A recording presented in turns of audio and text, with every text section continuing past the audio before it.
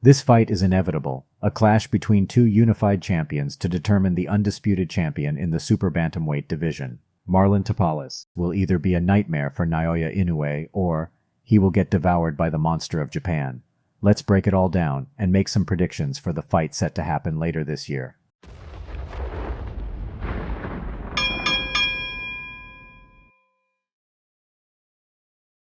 Marlon holds two major titles, the IBF World Super Bantamweight belt and the WBA World Super Bantamweight belt. He earned those by scraping out a tough split decision win against Murujan Akhmadaliev. Naoya's got his sights set on those belts, and he's determined to have them around his waist and shoulders before this year's out. Marlon's got a different plan in mind, though. He's making a bold claim that he's cracked the code to beat the monster. He's saying he found weak points in Naoya's game that he can exploit. But can Marlon actually make this upset happen? Does he have the tools to take down the beast? Let's size them up by looking at their past fights and who they've faced.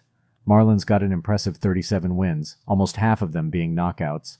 However, he's had a rough time in 3 losses that included being put down on the canvas. Now on the flip side, Naoya's got 25 wins, and he's knocked out an amazing 22 of those opponents. He's never been defeated or knocked down, but let's dive deeper into their records. Naoya's been going head-to-head with the very best in the 4 different divisions he's been in. World champions, former champs, top contenders, you name it. He's taken part in 22 title fights, and he's walked away the clear winner each time. Marlon's journey, on the other hand, was more about battling local and regional fighters before stepping up to this level just recently with that win over Akhmadaliev. But the most indicative of the difference in their level are their most recent fights. Marlon's victory over Akhmadaliev wasn't a walk in the park. Many are convinced he was gifted that split decision by the judges. Akhmadaliev was favored to win that fight because he knocked out Ryosuke Iwasa, and Marlon was knocked out by Iwasa before that. Meanwhile, Inoue made light work of Stephen Fulton, who is considered more skilled than Akhmadaliev and Marlon. Alright, let's talk about skills. Naoya's been steadily improving with each fight. His speed, power, and boxing smarts were on full display when he went up against Donaire and Fulton. But here's the sneaky part, his timing, accuracy, and ability to adapt on the fly. It's like he's reading his opponent's minds, and although it's often overshadowed by other aspects of his game, he's got some solid defensive moves in his toolbox. He can slip and dodge hits with finesse. Now, Marlon's no slouch, but he's not on Naoya's level when it comes to speed and power. However, his defense is no joke as well, and that might just help him weather Naoya's storm of punches. But let's be real, Marlon's not exactly known as a pound-for-pound fighter on Inoue's level. Nevertheless, he's got confidence, and he's not afraid to go all in. So, in the skills department, Naoya's got the upper hand. His toolbox is bigger and flashier. There's more to the story. Naoya's always learning, improving with each fight.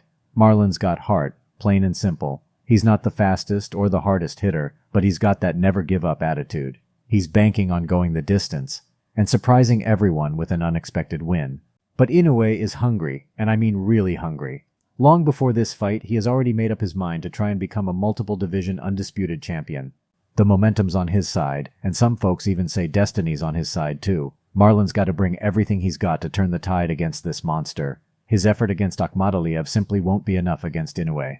And if that kind of effort is the upper limit of his boxing ability, defeating a healthy and focused Inoue will be a tall order. But don't get it twisted. Naoya doesn't take any opponent lightly. He studies them, figures out a plan, and sticks to it. Remember that Butler fight? Naoya didn't slack off even though everyone knew Butler didn't stand a chance.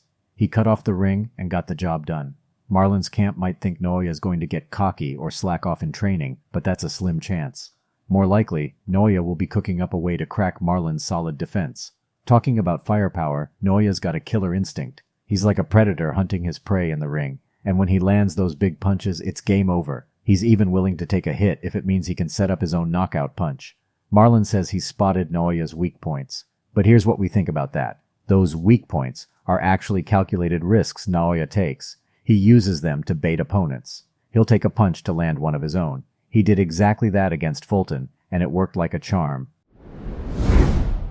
So to sum it up, Marlon's no pushover. He's got the guts, the skills, and the heart. But Naoya's a whole different beast. Experts, trainers, and fighters all see it. Naoya's a once-in-a-lifetime talent. When that bell rings, Marlon's so-called secret strategy might not be much of a secret to Naoya.